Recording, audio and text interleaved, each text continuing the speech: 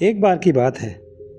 रोज की तरह संत रामदास प्रार्थना कर रहे थे, लेकिन अब वह प्रार्थना करते समय अपने होठ नहीं हिलाते थे, जिससे यह पता चल पाए कि वो प्रार्थना आदि कर रहे हैं। उनके एक शिष्य ने जब यह देखा तो उसके पीछे की वजह जानने के लिए काफ़ी उत्सुक हो गया। उत्सुकता के साथ शिष्य एक दिन संत रामदास के पास गया और बोला, गुरुजी, जब हम प्रार्थना करते हैं तो हमारे होठ हिलते हैं, लेकिन जब आप करते हैं तो नहीं हिलते। आमतौर पर जब आप कुछ बोलते हैं तो होठों में थोड़ा कंपन आता है, चेहरे पर कुछ बोलने का भाव नज़र आता है, लेकिन प्रार्थना करते समय ऐसा नहीं होता है। आखिर ऐसा क्यों है? कृपया इसके पीछे का कारण बताइए।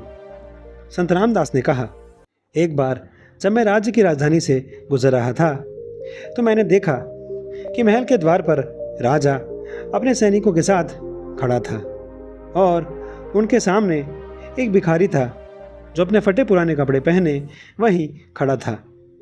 उसका शरीर काफ़ी कमज़ोर दिख रहा था, मानो कई दिनों से उसने भोजन न किया हो। भूख के मारे सूख के कांटे की तरह हो गया था। ऐसा लग रहा था कि वह किसी भी पल नीचे गिर सकता है। उसके पूरे कमज़ोर शरीर में सिर्फ आंखें ही चमक रही थी। तभी राजा उसके पास आए और पूछा, तुम्हें क्या चाहिए? भिखारी ने अपनी कमज़ोर आवाज़ में जवाब दिया, राजा, मुझे क्षमा करें, मैं आपसे एक बात कहना चाहता हूँ। मैं इतनी देर से इस हाल में आपके द्वार पर सहायता की आस लगाए खड़ा हूँ। अगर मेरा हाल देखकर आप नहीं समझ पा रहे तो मुझे नहीं लगता कि बताने की कोई ज़रूरत है, और फिर बताने के लिए बचा ही क्या है।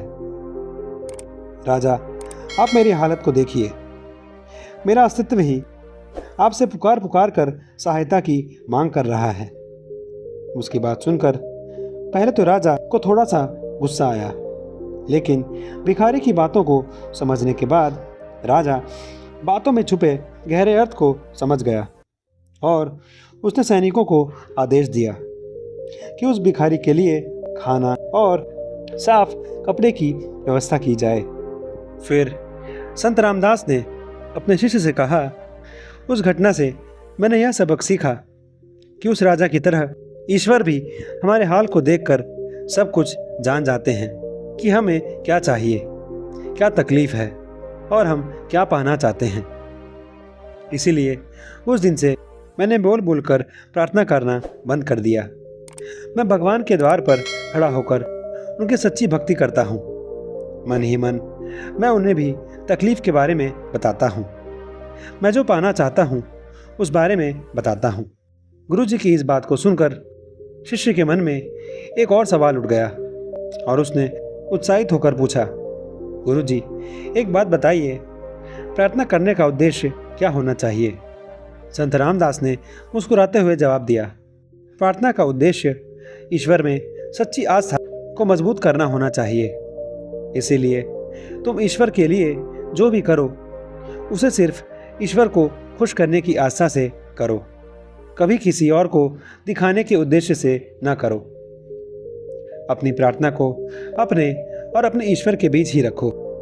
अगर तुम्हारी आस्था मजबूत होगी तो ईश्वर तुम्हारी प्रार्थना को ज़रूर पूरा करेंगे, लेकिन अगर आस्था कमज़ोर होगी तो तेज़ तेज़ चिल्लाकर प्रार्थना करने से भी कोई फ़ायदा नहीं होगा।